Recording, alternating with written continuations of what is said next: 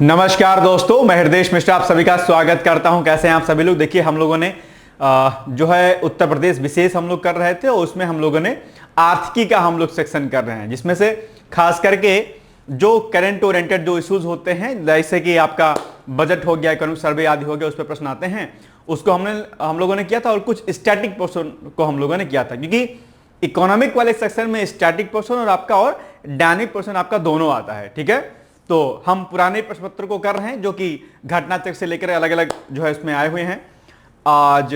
और ये सेक्शन बड़ा महत्वपूर्ण है। हालांकि सभी डेटा को हमने अपडेट कर दिया, लेकिन फिर भी आप लोग जब भी एग्जाम दीजिएगा, क्योंकि एग्जाम आप कब देंगे मुझे नहीं पता है, तो जब भी आप एग्जाम दीजिएगा तो अपडेट होकर जरूर जाइएगा। डेटा एक बार प्लीज आप लोग अपडेट करने का प्रयास कीजिएगा। डेटा अपडेट कर लेंगे तो आपके लिए क्या रहेगा, बेनिफिशियल रहेगा और बेटर ऑप्शन रहेगा आपके लिए। ठीक है, चलें हम लोग आगे बढ़े। तो आगे बढ़ते हैं, और अगर इसमें कोई समस्या होगी तो आप लोग मुझे आराम से पूछ सकते हैं, ठीक, बता सकते हैं। ठीक है, कोई दिक्कत नहीं है उसमें। चलिए, अब छोटा सा यहां पे आपके सामने एक छोटा सा एडवर्टाइजमेंट है कि अगर आप किसी भी परीक्षा की तैयारी कर रहे हैं, जो परीक्षाएं यहां पे लिखी हुई हैं, अलग अलग एग्जाम, जैसे कि संकल्प बैच, बीओ बैच हो गया आपका, ठीक है, जो कि वैकेंसी आने वाली है। पीसीएस प्रीलिम्स 2026 लक्ष्य बैच है, टारगेटेड बैच है, मेंटरशिप के माध्यम से आपको इसमें पढ़ाया जाता है। यूपी पीसीएस फाउंडेशन कोर्स है हमारा, इलाहाबाद हाईकोर्ट का आरओ का कोर्स है हमारा, ठीक है, इलाहाबाद हाईकोर्ट का आरओ और एआरओ एग्जाम, आरओ और एआरओ एग्जाम, ठीक है। इसके अलावा लेखपाल का बैच है, करंट अफेयर्स का बूस्टर बैच है। एसए, सभी एग्जाम के लिए आप किसी भी एग्जाम की तैयारी कर रहे हैं, अगर उसमें एसए आता है तो उसके लिए हमारा एसए का बैच है। यूपी पीसीएस की टेस्ट सीरीज है, टॉपिक वाइज है, बहुत बेहतर टेस्ट सीरीज है, आप इसको ले सकते हैं। लेखपाल टेस्ट सीरीज हमारे यहां पर है। तो ये सारे कोर्सेज आपके लिखे गए हैं। ये रियल फीस है हमारी, कूपन कोड लगाएंगे तो एग्जैक्ट अमाउंट आपको इतना पे करना होगा जो यहां पर लिखे गए हैं। तो इसके लिए आप हमें हमारे कॉन्टेक्ट नंबर, ये जो यहां पर लिखे गए हैं नंबर, इन्हीं पर आप कॉन्टेक्ट करके हमसे आप बातचीत कर सकते हैं। ठीक है, तो ये एक छोटी सी सूचना थी। अब आगे हम लोग थोड़ा सा बढ़ते हैं आगे। ठीक है, तो अब आज का हम लोग पहला प्रश्न यानी कि 30 क्वेश्चन तक हम लोगों ने कर लिया था। आज हम लोग 31st क्वेश्चन को करेंगे। 31 क्वेश्चन नंबर है। ठीक है, व्यापार सुविधा केंद्र एवं क्राफ्ट म्यूजियम की स्थापना उत्तर प्रदेश जनपद में हुई है। कहां पर हुई है? प्रयागराज, वाराणसी, अयोध्या, अमेठी। कहां पर हुई है? आरओ का जो 2016 का जो एग्जाम हुआ था, री एग्जाम जो हुआ था, उसमें ये आपका पूछा गया है। आप बताइएगा इसका उत्तर एग्जैक्टली क्या हो जाएगा। ठीक है, प्रयागराज, वाराणसी, अयोध्या, अमेठी, क्या हो जाएगा इसका एग्जैक्टली उत्तर? बहुत आसान सा उत्तर है। इसका उत्तर हो जाएगा आपका ऑप्शन नंबर बी, यानी कि वाराणसी जो है में इसकी स्थापना की गई थी। और संभवतः आप सभी लोग जानते होंगे कि पीएम मोदी के द्वारा दरअसल 2017 को राष्ट्र को इसको समर्पित किया गया था, और 2014 में शायद इसकी आधारशिला रखी गई थी संभवतः। ठीक है, 2014-15 के बजट में इस पर बात की गई थी। मैंने इसके पहले भी यही वाला प्रश्न आया था, जब लास्ट जो क्लास मैंने कराई थी तो उसमें यह प्रश्न पूछा गया था, है ना। और आप जानते होंगे कि वाराणसी के हथकरघा, हस्तशिल्प और रेशम उत्पादों को विकसित करने और उनको बढ़ावा देने के उद्देश्य से, ठीक है, ये एक कार्यक्रम की शुरुआत की गई थी। और उसमें जो है ये हमारा केंद्र जो है बड़े अहम का मील का जो पत्थर जो है साबित हो रहा है। बहुत दूरगामी सोच के साथ इसकी स्थापना की गई थी। ठीक है, चलिए अब हम लोग आगे बढ़ते हैं, देखते हैं कि नेक्स्ट क्वेश्चन कौन सा हमारा है। 2004-5 में उत्तर प्रदेश के कुल कर उपागम में अप्रत्यक्ष करों का योगदान था। ठीक है, यह बात 2004-5 की होती है। अब ध्यान रखना कि अगर यही प्रश्न आपके एग्जाम में वर्तमान में आएगा तो डेटा 2004-5 का नहीं मांगेगा, 2025-26 की बात करेगा आपसे। ठीक है, हालांकि उस समय इसका जो उत्तर था वो था 76%, बी वाला ऑप्शन उस समय सही था। यह बात किसकी हो रही? 2004-5 की हो रही है भाई साहब, तब की बात। अगर मैं लेटेस्ट डेटा की बात करूं, वर्तमान की बात करूं, तो क्या होगा?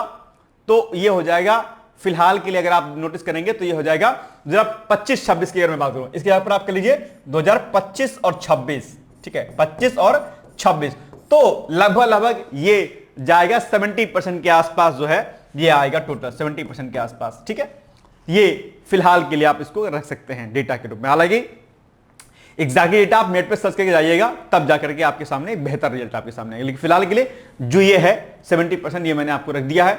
ठीक है, इसमें कई बार भिन्नता हो जाती है क्योंकि डेटा चेंज होता रहता है। ठीक है, और राज्य के अपने कर राजस्व यानी कि लगभग 2.95 लाख करोड़ रुपए में एक बहुत बड़ा हिस्सा है। और राज्य के अपने करों में सबसे अधिक योगदान जो है जीएसटी और वैट का होता है। वैट, ठीक है, वैल्यू एडिशन जो टैक्स होता है अपने वैट, ठीक है, जीएसटी, वैट मतलब VAT plus GST, VAT plus GST, ये एक बड़ा योगदानकर्ता के रूप में अगर आप देखेंगे तो राज्य के अपने करों के योगदान में इसका जो योगदान ज्यादा होता है। ठीक है, चलिए आगे बढ़े। अब आपको बताना है ये 33 नंबर क्वेश्चन। ठीक है, उत्तर प्रदेश ने उच्चतम औद्योगिक वृद्धि दर अंकित की है किस योजना में? हमारे 5 ईयर प्लान होते हैं, पंचवर्षीय योजना जिसको हम लोग कहते हैं। आपको बताना है दरअसल कि उत्तर प्रदेश ने उच्चतम औद्योगिक वृद्धि दर जो है अंकित की थी किस पंचवर्षीय योजना में? 5वीं पंचवर्षीय योजना, 6ठी, 10वीं या फिर 11वीं पंचवर्षीय योजना? कौन सी पंचवर्षीय योजना थी? आप लोग इसका उत्तर मुझे बताइएगा। बहुत अच्छा सा प्रश्न है, आपके एग्जाम में पूछे जाने की संभावना इसकी आगे भी रहेगी। ठीक है, चलिए इसका जो उत्तर हो जाएगा आपका हो जाएगा ऑप्शन नंबर सी, 10वीं पंचवर्षीय योजना में। सी इज द राइट आंसर। ठीक है, ध्यान रखिएगा। और इस योजना में यानी कि जो आपके 10वीं पंचवर्षीय योजना थी, इसमें जो है 10.8% की वृद्धि हुई थी। कितना? 10.8%। ये जो आपकी 10वीं कितनी हुई थी वृद्धि? 10.8%, माफ कीजिएगा 10.8% की जो है यहां पर वृद्धि जो है देखने को मिली थी। ये एक बड़ा जो गेम चेंजर साबित हुआ था 10th जो हमारे FYP थी, 5 ईयर प्लान था उसमें। ठीक है, और उत्तर प्रदेश की औद्योगिक वृद्धि दर 6ठी पंचवर्षीय योजना में कितनी थी? 9.5 थी। 6ठी में 9.5 थी। ये हालांकि इसमें कितना था? 9.5 थी और अल्टीमेटली 10वीं में पहुंच गया 10.8%। तो ये भी डेटा आपके एग्जाम में पूछा जा सकता है, ध्यान रखिएगा। चलिए एक बात और, अलग अलग पंचवर्षीय योजनाएं जो होती हैं वो आपके एग्जाम में बहुत महत्वपूर्ण होती हैं। आप जो क्या करिएगा, प्रथम पंचवर्षीय योजना तक जो अभी तक हमारी FYP चली हैं उनके बारे में डिटेल्स में पढ़ लीजिएगा। ठीक है, किस मॉडल पर कौन सी पंचवर्षीय योजना रही? जैसे प्रथम पंचवर्षीय योजना, प्रथम पंचवर्षीय योजना किस पर बेस्ड थी? कृषि पर बेस्ड थी या इंडस्ट्री पर बेस्ड थी? और मॉडल कौन सा था? ठीक है, महालनोबिस मॉडल था या कोई अन्य मॉडल था? तो ये प्रश्न भी बहुत बार पूछा जाता है। तो मैं आपको टास्क देता हूं कि आज एक काम कीजिएगा कि जब क्लास ले लीजिएगा तो उसके बाद क्या करिएगा, जो भी हमारी FYP हैं, ठीक है, उनके बाद 5 ईयर प्लान FYP उनके बारे में सब पर पढ़ लीजिए, क्योंकि यहां से प्रश्न आपके एग्जाम में बहुत सारे बनते हैं। इसको इग्नोर बिल्कुल भी नहीं करना। इकोनॉमिक्स वाले सेक्शन में बनता है प्रश्न और आपके उत्तर प्रदेश विशेष में भी यहां से प्रश्न बनता है। ठीक है, तो ये आप रेडी कर लीजिएगा। चलिए आगे बढ़े हम लोग। 34 नंबर क्वेश्चन आपके सामने आ गया है। ठीक है, उत्तर प्रदेश में नकारात्मक औद्योगिक विकास दर रही है किस पंचवर्षीय योजना में? 4थी योजना में, 6ठी योजना में, 9वीं योजना में या फिर 11वीं योजना में? ये आपको बताना है। नकारात्मक औद्योगिक उत्पादन, ठीक है, किस में रहा? यानी कि औद्योगिक विकास दर हमारी बहुत ज्यादा नहीं रही है, ये कौन सी हो जाएगी? तो इसका उत्तर आप देखेंगे, नोटिस करेंगे तो ये बेसिकली रहेगी आपका जो है कौन सी योजना? 9वीं योजना। कौन सी? 9वीं योजना में जो है नकारात्मक औद्योगिक विकास दर जो है रही है। अच्छा, एक बात ध्यान रखिएगा, कब कौन सी पंचवर्षीय योजना की शुरुआत की गई थी, योजना विराम आदि कब लिया गया? ये सब बहुत सारे प्रश्न आपके एग्जाम में बनते हैं। तो इनको क्या करिएगा, एक बार बैठ करके आराम से एक एक करके इसको पढ़ लीजिएगा अच्छी तरीके से। इस दौरान जो है जो ये आपकी 9वीं योजना थी, पंचवर्षीय योजना थी, उसमें जो है हमारी जो औद्योगिक विकास दर है, जो इंडस्ट्रियल ग्रोथ रेट है अपने आप पे, वो माइनस में रही, 0.9% के आसपास रही है, नेगेटिव रही है अपने आप में। ठीक है, तो आप इसको ध्यान रखिएगा। ठीक है, चलिए ये हो गया। नाउ 35 नंबर क्वेश्चन आपके सामने आ जाएगा। तीव्र औद्योगिकरण यानी कि फास्ट जो हमारा इंडस्ट्रियलाइजेशन हुआ, ठीक है, तीव्र औद्योगिकरण हेतु निवेश करने तथा रोजगार के अवसरों के, ये 2 बार के हो गया, अवसरों के सृजन के लिए उत्तर प्रदेश सरकार राज्य का पहला आंकड़ा केंद्र स्थापित करेगा। ये 2016 का है, तो इसकी स्थापना हो जा चुकी है। ठीक है, तो गौतम बुद्ध नगर में, ग्रेटर नोएडा में, गाजियाबाद में या फिर गाजीपुर में कहां पर इसके जो है एक केंद्र की स्थापना की बात कही गई थी? आप इसका उत्तर अगर जानते हैं तो मुझे बताने का प्रयास कीजिएगा। चलिए क्या हो जाएगा इसका उत्तर? बहुत आसान है, कोई बहुत कठिन नहीं है, अगर आप कोशिश करेंगे तो बता ले जाएंगे। ठीक है, चलिए ध्यान रखना, यूपी में दरअसल ई गवर्नेंस को मजबूत करने के लिए, ई गवर्नेंस अब आप जानते होंगे ई गवर्नेंस आपके पेपर सेकंड का जो है क्या है, सिलेबस का पार्ट भी है। E governance, GOVERNANCE, governance, e governance. Internet के माध्यम से गवर्नेंस को चलाने का माध्यम ई गवर्नेंस कहलाता है, यानी कि जहां पर सब कुछ चीजें इंटरनेट बेस्ड हो अपने आप में। जैसे गवर्नेंस, गुड गवर्नेंस एक कॉन्सेप्ट सुना होगा, सामान्य अध्ययन जो पेपर द्वितीय प्रश्न पत्र आपका पीसीएस और यूपीसी में है, उसमें गवर्नेंस का सेक्शन आप लोग पढ़ते होंगे, उसी में governance, good governance, e governance जैसे टॉपिक आप पढ़ते होंगे। तो ई गवर्नेंस यानी कि डिजिटल गवर्नेंस को बढ़ावा देने के लिए दरअसल राज्य सरकार ने, यानी कि उत्तर प्रदेश सरकार ने 24 अक्टूबर 2020 को घोषणा की कि ग्रेटर नोएडा में उत्तर प्रदेश का पहला आंकड़ा केंद्र, डाटा सेंटर स्थापित किया जाएगा। कब घोषणा की थी? 24 अक्टूबर 2020 को, ठीक है। कब? 24 अक्टूबर, ठीक है, 2020 को घोषणा की गई थी भैया कि नोएडा हम इसकी, ग्रेटर नोएडा में हम इसकी स्थापना करेंगे। यह केंद्र बेसिकली न केवल राज्य में ई गवर्नेंस को मजबूत करने में अपना अहम योगदान दे रहा है, बल्कि इसके साथ साथ में युवाओं के लिए रोजगार के अवसर भी खोल रहा है और अन्य जगहों पर आईटी व्यवसाय को सहायता भी दे रहा है, जिस केंद्र की स्थापना के बाद 2020 में कही गई थी। अब अल्टीमेटली ये अपना प्रॉपर तरीके से काम कर रहा है और ई गवर्नेंस को मजबूत करने के लिए व्यापक स्तर पर काम कर रहा है। ई गवर्नेंस से क्या होता है? ई गवर्नेंस से आपका जो भ्रष्टाचार होता है वो क्या होता है? कम होता है, क्योंकि सब कुछ डिजिटलाइज होता है। आप ऑफलाइन काम करेंगे तो उसमें करप्शन के चांस ज्यादा होंगे, अगर आप ऑनलाइन कोई काम करेंगे तो उसमें करप्शन के चांस क्या होते हैं? शून्य हो जाते हैं। ऐसे में जो गुड गवर्नेंस का जो कॉन्सेप्ट है, जहां पर सत्यनिष्ठा और पारदर्शिता की बात की जाती है, वह अपने आप में साकार होने का प्रयास करता है। तो अच्छा, एक बात और ध्यान रखिएगा, ई गवर्नेंस पर आपके मेंस की परीक्षा में खूब सारे प्रश्न बन सकते हैं, तो ध्यान रखिएगा। बाकी आप वनडे एग्जाम तैयारी करते होंगे तो वनडे एग्जाम में भी यहां से प्रश्न बनेगा आपके एग्जाम में, ठीक है। चलिए आगे बढ़ते हैं हम लोग। 36 नंबर क्वेश्चन आपके सामने आ गया।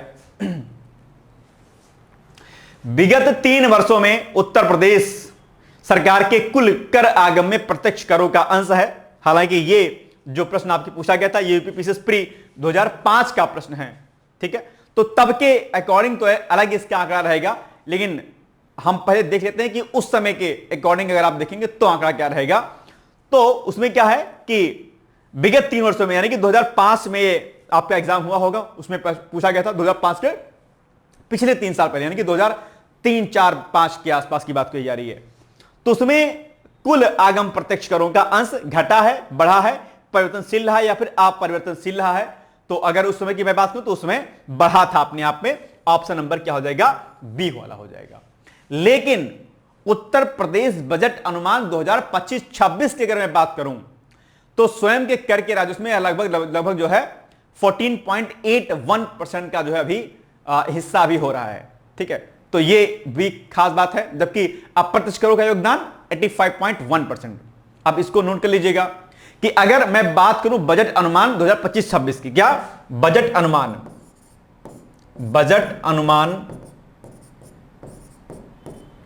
2025-26 की अगर मैं आपसे बात करता हूं तो की बात कर रहा हूं, तो उसमें क्या है कि जो स्वयं के कर राजस्व में यह आंकड़ा कितना है?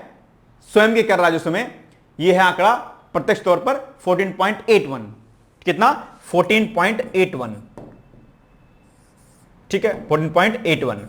और अगर मैं अप्रत्यक्ष करों की बात करता हूं, अप्रत्यक्ष, ठीक है, तो अप्रत्यक्ष करों का जो योगदान है, ठीक,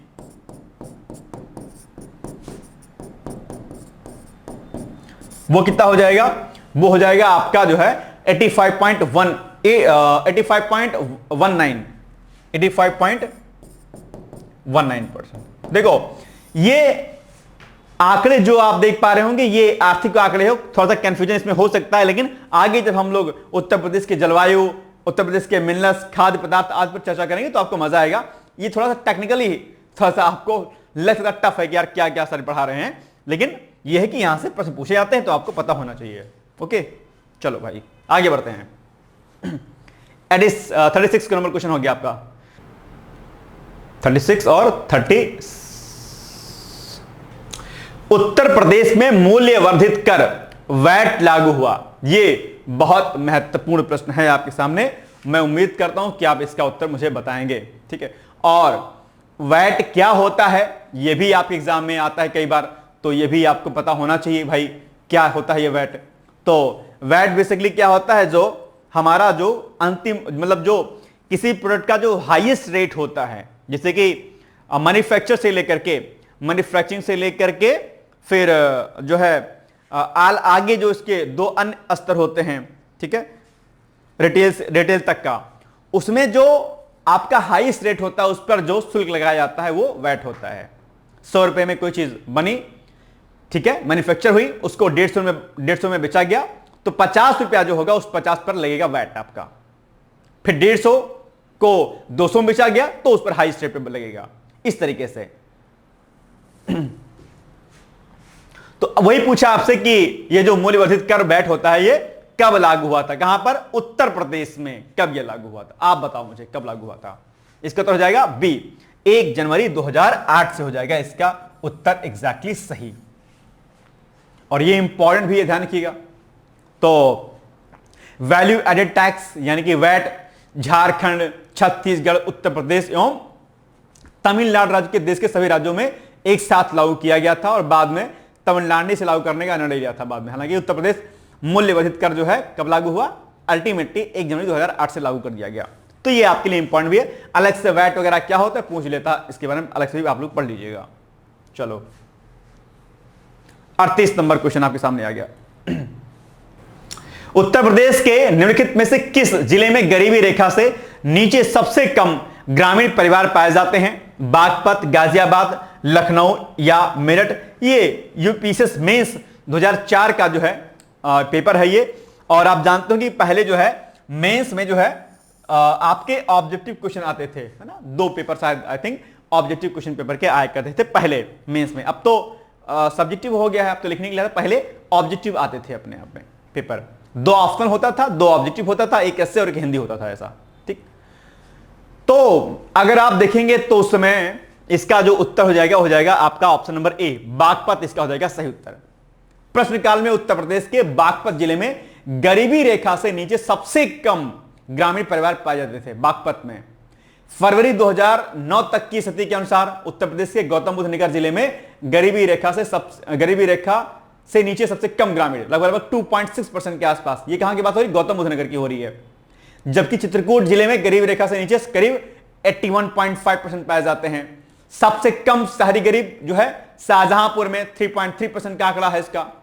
सर्वाधिक शहरी गरीब चंदौली में है। क्या सर्वाधिक शहरी गरीब जो है चंदौली में है 74.5%। तो ये आंकड़े मैंने बताए, इसको आप चाहे तो नोट कर लीजिएगा, सुन लीजिएगा ध्यान से, ठीक। चलो 39 नंबर क्वेश्चन आपके सामने आ गया है। ये भी अच्छा प्रश्न है आपके, आप अपने आप में बताइएगा क्या हो जाएगा इसका उत्तर एग्जैक्टली। उत्तर प्रदेश सरकार द्वारा सितंबर 14, 2011 को निश्चित किए गए नई आवास नीति के अनुसार आर्थिक रूप से कमजोर, यानी कि जिसको हम लोग क्या बोलते हैं, ईडब्ल्यूएस बोलते हैं, ठीक है, ईडब्ल्यूएस के लाभग्राही वे व्यक्ति होंगे जिनकी मासिक आय क्या होगी, 5 लाख रुपया, 6 लाख या 7500 या 10,000 होगी। ये आपको बताना है। बताओ, बहुत आसान सा है। ईडब्ल्यू सर्टिफिकेट तो आप सभी लोग बनवाते होंगे। अब आप बताओ कि इसका उत्तर एग्जैक्टली क्या हो जाएगा। बोलो बोलो बोलो। देखो उस समय के अनुसार इसका उत्तर हो जाएगा आपका विकल्प नंबर ए, 5 लाख। अभी संभवतः जो है ये 3 लाख तक का आंकड़ा हो गया है ना, संभवतः 3 लाख। हालांकि ये ऑप्शन में नहीं है, लेकिन फिलहाल के लिए 3 लाख हो गया, जहां तक 3 लाख। एक बार इसको क्रॉस चेक कर लीजिएगा। इसके अनुसार ईडब्ल्यूएस के लिए अधिकतम मासिक आय कितनी रख दी गई है, 25,000 रुपया जो है रखी गई। मासिक आय कितना, मासिक आय 25,000 रुपया पर मंथ। मासिक आय, मासिक आय 25,000 पर मंथ, ठीक है। तो ये फिलहाल आंकड़ा हो गया। हालांकि एक बार क्रॉस चेक कर लीजिएगा, ज्यादा 3 लाख अभी हो गया है। चलो नेक्स्ट 40 नंबर क्वेश्चन आपके सामने आ गया है। नीति आयोग द्वारा चलाए जा रहे आकांक्षी जिला कार्यक्रम के अंतर्गत उत्तर प्रदेश के कितने जिलों को जून 2021 तक शामिल किया गया है। यह बड़ा अच्छा प्रश्न है। आकांक्षी जिले आप जानते होंगे जहां पर सरकार की विशेष योजनाएं चलती हैं, और आकांक्षी जिले दरअसल उत्तर प्रदेश के पिछड़े जिलों में से एक आते हैं, जहां पर शिक्षा से लेकर के अन्य बुनियादी ढांचे आदि जो है नहीं होते हैं, चाहे बात हॉस्पिटलिटी की हो या फिर कोई अन्य बात हो, तो वहां पर सरकार उस जिले को, जिसको सरकार आगे बढ़ाना चाहती है, उसमें आकांक्षी जिले आते हैं। तो जो 2018 की नीति आयोग द्वारा शुरू की गई जो आकांक्षी जिला कार्यक्रम था, 2018 में नीति आयोग द्वारा शुरू किया गया आकांक्षी जिला कार्यक्रम। कब शुरू किया गया? 2018 में शुरू किया गया। किसके द्वारा? नीति आयोग के द्वारा। नीति आयोग के द्वारा इसको शुरू किया गया 2018 में। कौन सा कार्यक्रम? आकांक्षी जिला कार्यक्रम। आकांक्षी जिला कार्यक्रम, ठीक है। तो अभी हाल ही में जो एक रिपोर्ट और आई है उसके अनुसार, अगर मैं 2021 की रिपोर्ट की अगर बात करूं तो इसमें 8 जिले जो है उत्तर प्रदेश के रखे गए हैं। कितने? 2021 की अगर बात करूं तो इसमें 8 जिले जो हैं उत्तर प्रदेश के शामिल किए गए हैं, जो नीति आयोग द्वारा जो आकांक्षी जिला कार्यक्रम है उसके अंतर्गत। कौन कौन से? सोनभद्र, फतेहपुर। क्या? नंबर 1 नोट कर लीजिएगा इसको। 1 सोनभद्र, इसको नोट कर लीजिएगा, बड़ा इंपॉर्टेंट है, ठीक है। सोनभद्र। दूसरा बहराइच, आपका सोनभद्र के बाद फतेहपुर, सिद्धार्थनगर, फतेहपुर।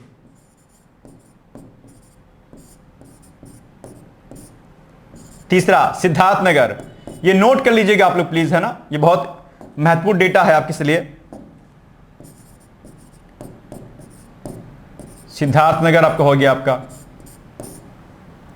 चौथा, इसमें चित्रकूट भी आता है ना सर? हाँ, चित्रकूट हो गया आपका, चित्रकूट।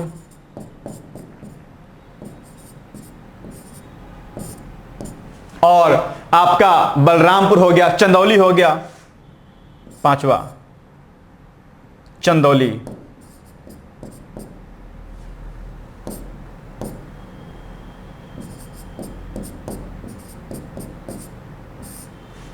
छठा, इसको यहां लिख देते हैं जरा। छठा बलरामपुर। सातवां श्रावस्ती। और आठवां क्या है आपका? बहराइच है। क्या है? बहराइच है। तो ये 8 जिले जो हैं आकांक्षी जिलों के अंतर्गत जो हैं सोनभद्र, फतेहपुर, सिद्धार्थनगर, चित्रकूट, चंदौली, बलरामपुर, श्रावस्ती और बहराइच। ये 8 के 8 आपको क्या करने हैं? याद रखने हैं। तो इस विकल्प मतलब इसके अनुसार विकल्प क्या हो जाएगा आपका? ऑप्शन नंबर सी हो जाएगा, यानी कि 8 जिले जो है अभी फिलहाल शामिल किए गए हैं। इसमें अगर कुछ नया आंकड़ा होगा तो आप मुझे बता सकते हैं, ठीक। 8 हो जाएगा। चलिए आगे बढ़े हम लोग। अब आ जाते हैं 41 नंबर क्वेश्चन पे। वित्तीय वर्ष 2010-11 में भारत के कुल सकल घरेलू उत्पाद में अन्य राज्यों की तुलना में उत्तर प्रदेश का योगदान था। 2010 का प्रश्न है ये अपने आप में, तो उसके अनुसार ये प्रश्न पूछा गया था। फिलहाल के लिए अगर आप देखेंगे तो इसका उत्तर जो है विकल्प ए हो जाएगा, ठीक है। वित्तीय वर्ष 2010-11 में भारत के कुल सकल घरेलू उत्पाद में अन्य राज्यों की तुलना में उत्तर प्रदेश का योगदान था। तो जब यह प्रश्न पूछा गया था उस समय इसका उत्तर क्या हो जाएगा आपका? बी होगा, द्वितीय सर्वाधिक। लेकिन अगर यही प्रश्न अभी वर्तमान 2026 के आंकड़ों की बात कर लूं मैं, तो अगर अब पूछे तो इसका विकल्प क्या हो जाएगा आपका? ऑप्शन नंबर ए हो जाएगा। अगर यह आंकड़ा इसको चेंज करके अगर इसको 2026 वर्ष कर दे, 2026-27 की कर दे, 2026-27 की अगर बात कर लें हम लोग, तो 2026-27 के अकॉर्डिंग ये सर्वाधिक योगदान हो जाएगा आपका। ये बहुत महत्वपूर्ण है। उत्तर प्रदेश बजट अनुमान 2025-26 की अगर बात कर लें या 26-27 की बात कर लें, तो भारत के जीडीपी में उत्तर प्रदेश का योगदान फिलहाल 2025-26 के अकॉर्डिंग, 2025-26 के अकॉर्डिंग जो जीडीपी में, भारत के जीडीपी में उत्तर प्रदेश का योगदान कितना है? 8.62%। कितना? 8.62%। 8.62% का योगदान फिलहाल 2025-26 के अकॉर्डिंग है। भारत के जीडीपी में उत्तर प्रदेश का योगदान किसका है? ये यूपी का योगदान है। यूपी का योगदान, यूपी का योगदान किसमें? इंडिया की जीडीपी में है। तो ये एक बड़ा आंकड़ा आप इसको नोट कर सकते हैं अपने आप पे, ठीक है। प्रश्न पूछ सकता है, फिलहाल पूछ सकता है कि बताइए बजट अनुमान 2025-26 के अनुसार भारत के जीडीपी में उत्तर प्रदेश का योगदान कितना है। आप क्या कहेंगे 8.62%, ये वाला, राइट। चलिए आगे बढ़ते हैं हम लोग। 42 नंबर क्वेश्चन, ये भी आपके लिए अच्छा प्रश्न है। कृषि श्रम उत्पादकता सर्वाधिक है कहां पर, पूर्वी उत्तर प्रदेश में, बुंदेलखंड में, मध्य प्रदेश में या फिर पश्चिमी उत्तर प्रदेश में, बताइएगा इसका उत्तर क्या हो जाएगा एग्जैक्टली आपके सामने। यह भी अच्छा प्रश्न है, कोई कठिन प्रश्न नहीं है आपके सामने। एक बात ध्यान रखिएगा आप लोग कि आप जानते होंगे कि पश्चिमी उत्तर प्रदेश का विकास ऑलरेडी अपने आप में पूर्वी उत्तर प्रदेश के कंपैरिजन में बहुत अच्छा हुआ है। अब सिंपल सी बात है भाई, पश्चिमी उत्तर प्रदेश का विकास बढ़िया हुआ है, पहले से हुआ है, चाहे बात कृषि क्षेत्र की जाए, चाहे बात उद्योग धंधों की जाए, ग्रीन रेवोल्यूशन की बात की जाए, पश्चिमी उत्तर प्रदेश शुरुआती दौर से अपने आप में क्या रहा है, आगे रहा है। तो ऐसे में निश्चित तौर पर कृषि श्रम उत्पादकता की हम बात करेंगे तो आपका विकल्प पश्चिमी उत्तर प्रदेश ही आना चाहिए। यानी कि इस प्रश्न का उत्तर क्या हो जाएगा, बहुत अच्छा प्रश्न है ये, इसका उत्तर हो जाएगा आपका ऑप्शन नंबर डी। हालांकि सरकार बुंदेलखंड क्षेत्र और पूर्वी उत्तर प्रदेश के विकास के भी लगातार काम कर रही है।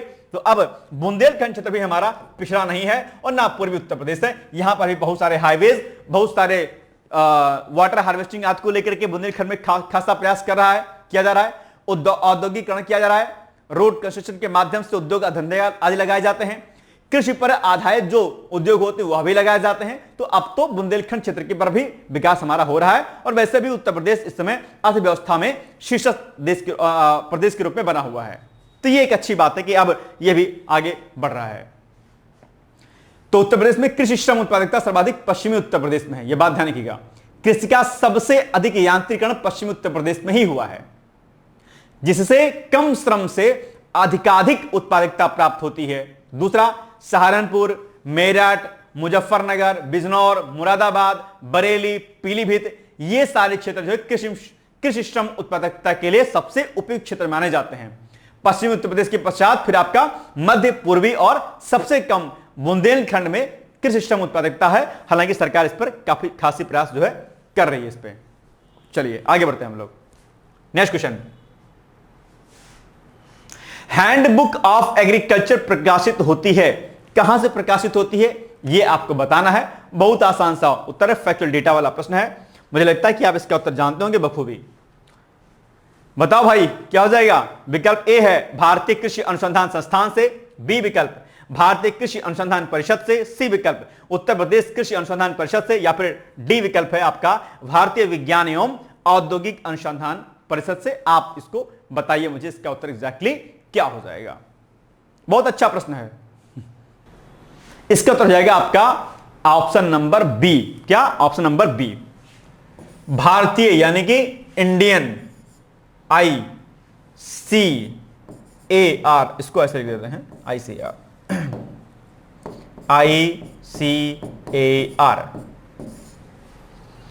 ICAR तो Indian council of agriculture research इसको बोलते हैं। क्या, Indian council of agriculture research बोलते हैं। तो ये जो आपका हैंडबुक ऑफ एग्रीकल्चर जो ये है, ये भारतीय कृषि अनुसंधान परिषद से ये जो है प्रकाशित होती है। ICAR का आप लोग नेट का एग्जाम भी देते होंगे, जो लोग MSc, AG और BSc वगैरह किए होते हैं वो लोग नेट का एग्जाम देते हैं, आप लोग जानते होंगे, है ना। ICAR, Indian council of agriculture research, ये कहां पर है जरा यही बताओ मुझे। बहुत आसान सा प्रश्न है, Indian council of agriculture research यानी कि ICAR कहां पर अवस्थित है, ये मुझे आप प्लीज कमेंट करके बताइएगा। चलिए आगे बढ़ते हैं हम लोग। 44 नंबर क्वेश्चन है, ये भी अच्छा क्वेश्चन है आपके लिए। उत्तर प्रदेश की अर्थव्यवस्था के संदर्भ में निम्नलिखित कथनों पर विचार कीजिए और नीचे दिए गए कूट से अपना उत्तर चुनिए। नंबर 1, प्रति व्यक्ति राष्ट्रीय आय व प्रति व्यक्ति राज्य आय में अंतर निरंतर बढ़ रहा है। दूसरा, संपूर्ण देश की तुलना के कुल कर्मियों में कृषकों का प्रतिशत उत्तर प्रदेश में अधिक है। तीसरा, संपूर्ण देश की तुलना में प्रति 1 लाख जनसंख्या पर पंजीकृत कारखानों की संख्या उत्तर प्रदेश में क्या है, अधिक है। अब आपको इसका उत्तर बताना है कि क्या हो जाएगा। देखो भाई, इसका उत्तर अगर आप नोटिस करेंगे, ठीक है, तो आप क्या पाएंगे कि इसमें से अगर आप देखेंगे तो जो आपका विकल्प नंबर 3 है, मतलब कि ऑप्शन जो 3 है ये वाला, ये नहीं होगा। ये 2004 यूपीपीसीएस प्री 2004 का प्रश्न है ये नहीं होगा आपका, क्योंकि अभी उत्तर प्रदेश में इसकी संख्या अधिक, प्रति 1 लाख जनसंख्या पर पंजीकृत कारखानों की संख्या उत्तर प्रदेश में अधिक है, ऐसा फिलहाल डेटा नहीं है ऐसा। बाकी उपरोक्त जो 2 विकल्प दिए गए हैं वह सही हैं, यानी कि 1 और 2 सही है। तो अगर आप कूट में देखेंगे तो कहां मिलेगा आपको, ऑप्शन नंबर सी मिल जाएगा, सी इज द राइट आंसर। ठीक। हालांकि प्रति व्यक्ति राष्ट्रीय आय और उत्तर प्रदेश की प्रति व्यक्ति राज्य आय में अंतर निरंतर क्या है, बढ़ रहा है। संपूर्ण देश की तुलना में अगर आप देखेंगे तो संपूर्ण देश की तुलना के कुल कर्मियों में कृषकों का प्रतिशत उत्तर प्रदेश में अधिक है फिलहाल। साथ ही यहां संपूर्ण देश की तुलना में प्रति 1 लाख जनसंख्या पर पंजीकृत कारखानों की संख्या अधिक नहीं बल्कि क्या है, कम है। ठीक है, ये अधिक लिखा है, ये क्या है, कम है, नॉट अधिक।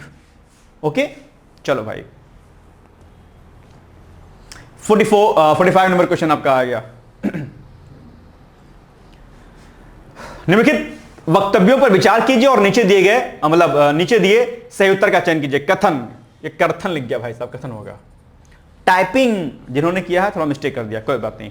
उत्तर प्रदेश की वर्तमान सरकार उद्योग आधारित संरचना, ऊर्जा उत्पादन आदि के विकास पर ध्यान लगा रही है। कारण क्या है, भारी निवेश आर्थिक विकास को सुलभ करता है, ये आधारित होगा। चलो अब बताओ क्या इसमें से विकल्प हो जाएगा एग्जैक्टली सोचो फिर बताओ। देखो इस समय लगातार जो है सरकार, हालांकि 2015 का प्रश्न है ये, री एग्जाम जो हुआ था 2015 में, पेपर लीक हो गया था, याद है आप लोग को, नंगा बवाल हुआ था, अखिलेश जी की सरकार थी उस समय, है ना, और बड़ा बवाल हुआ था 2015 में, है ना, पीसीएस में लेकर के किस प्रकार से बवाल आदि होते थे, बड़ा मामला गड़बड़ रहता था भाई साहब। ठीक है, हालांकि अभी भी कम मामला नहीं चलता है, कुछ ना कुछ तामझाम लगा रहता है, बच्चों को खिलाफ जो है चीजें होती रहती हैं। वर्तमान सरकार ध्यान नहीं दे रही है बच्चों के ऊपर, खैर वो एक अलग मसला है अपने आप में। लेकिन फिलहाल अगर आप देखेंगे तो इसका विकल्प आपके सामने ए हो जाएगा। ए और आर दोनों सही हैं और आर ए का सही स्पष्टीकरण है। आप जानते होंगे सरकार लगातार PPP, triple P, public private partnership के माध्यम से सरकार लगातार सड़क, परिवहन, ऊर्जा, नवीकरणीय ऊर्जा, नगरीय नियोजन, हाउसिंग, सूचना प्रौद्योगिकी आदि क्षेत्र में उत्तर प्रदेश में सार्वजनिक निजी भागीदारी यानी कि पब्लिक प्राइवेट पार्टनरशिप के माध्यम से लगातार योजनाएं शुरू कर रही है। जैसे लेटेस्ट एक न्यूज आपको अभी हाल में क्या हुआ है, बाराबंकी से, क्या बाराबंकी से लेकर के बाराबंकी से अभी बहराइच जो है,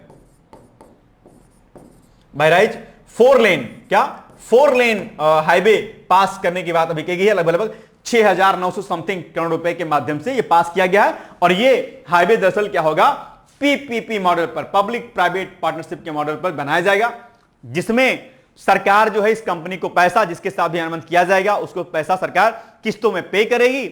और इस जो ये रोड बनाएगा, जो कंस्ट्रक्शन करने वाली जो कंपनी होगी, उस कंपनी का काम होगा उसके मेंटेनेंस का भी। यानी अगर बीच में कहीं पर सड़क टूटती है, फूटती है, तो उसके मेंटेनेंस का कार्य कौन करेगा, जो कोई भी मान लेते हैं ए नाम की कोई कंपनी है, उसने ठेका लिया होगा, उसको टेंडर मिलेगा, तो वह इस रोड की मरम्मत करने का भी कार्य करेगी। और जो टोल वाला हिस्सा होगा, जो टोल वाला होगा, वो टोल क्या होगा, वो टोल जो है अब किसके पास रहेगा, गवर्नमेंट के पास रहेगा, सरकार के पास रहेगा। ठीक है, ये बात आप लोग ध्यान रखिएगा। अक्सर आप लोग देखते होंगे कि हाईवे पर जो क्या होता है, टोल जो है, टोल प्लाजा बनाए जाते हैं और उससे लगातार कई सालों तक जो है टोल वसूला जाता रहता है। लगातार कंपनियां पैसा पूरा कर लेती हैं अपना जो लगाई होती है, बावजूद इसके टोल लगातार चलता रहता है। लेकिन ऐसे में क्या होगा, पीपीपी मॉडल पर क्या होगा, टोल जो है सरकार के पास रहेगा और सरकार जो है मेंटेनेंस के लिए और कंस्ट्रक्शन के लिए कंपनी को अधिकृत करेगी अपने आप पे। तो ये बात ध्यान रखिएगा। और पीपीपी मॉडल पर आजकल लगातार खूब सारे काम हो रहे हैं, जानते होंगे आप लोग। चलिए आगे बढ़ते हैं हम लोग। 46 नंबर क्वेश्चन आपके सामने आ गया। उन स्थानों का चयन कीजिए जहां उत्तर प्रदेश में विशिष्ट आर्थिक जोन, ठीक है, जोन स्थापित किए जा रहे हैं। तो उस समय के अनुसार इसका उत्तर क्या हो जाएगा, बी हो जाएगा। बी मतलब 2 और 3, 2 ये और 3, यानी कि मुरादाबाद 2 और 3। लेकिन फिलहाल के लिए अगर आप देखेंगे विशेष आर्थिक जोन, इसको बोलते हैं SEZ। क्या? SEZ। क्या? SEZ। SEZ special economic zone इसको बोलते हैं। अगर हम लोग अभी बात की तो अभी तो लगभग जो है 14 से अधिक जो है हमारे यहां पर SEZ काम कर रहे हैं। क्या? 14 से अधिक, 14 से अधिक फिलहाल के लिए अगर बात करें विशेष आर्थिक जोन, 14 से अधिक विशेष आर्थिक जोन जो है अभी हमारे यहां पर हैं, जिसमें नोएडा हो गया, मुरादाबाद हो गया, अपने आप में कई सारे एरिया जो है इसमें आते हैं। आप इसको एक बार पढ़ लीजिएगा। ठीक, चलिए आइए आगे बढ़ते हैं हम लोग। उत्तर प्रदेश में विशिष्ट आर्थिक जोन स्थापित किए जा रहे हैं। फिर से वही प्रश्न आ गया। इसका आप लोग एक बार डिटेल्स में देख लीजिएगा। इसमें आपका मुरादाबाद आएगा, कानपुर, नोएडा, ग्रेटर नोएडा आएगा। ये जो 14 प्लस जो आपकी स्पेशल जो इकोनॉमिक जोन है अपने आप में, जो 14 प्लस 14 प्लस जो स्पेशल इकोनॉमिक जोन जो हैं, उनकी एक बार क्या करिए आप लोग लिस्टिंग कर लीजिए, एक बार लिस्ट उसकी बना लीजिए। ठीक है, और उनको रेडी कर लीजिए।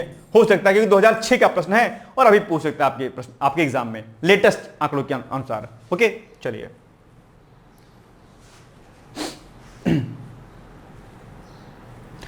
निम्नलिखित कथनों पर विचार कीजिए।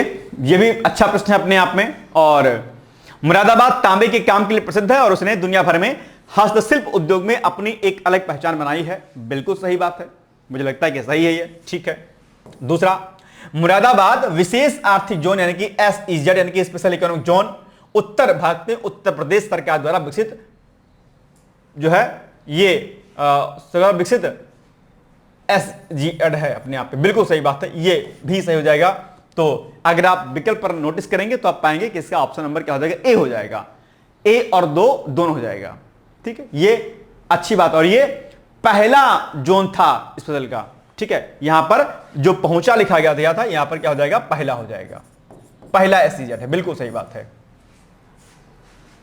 तो option number A is the right answer, यानी कि मुरादाबाद विशेष आर्थिक क्षेत्र उत्तर भारत में उत्तर प्रदेश सरकार द्वारा विकसित पहला SEZ है अपने आप में, उस समय प्रश्न जो बना था। चलिए 49 नंबर क्वेश्चन आपके सामने आ गया है।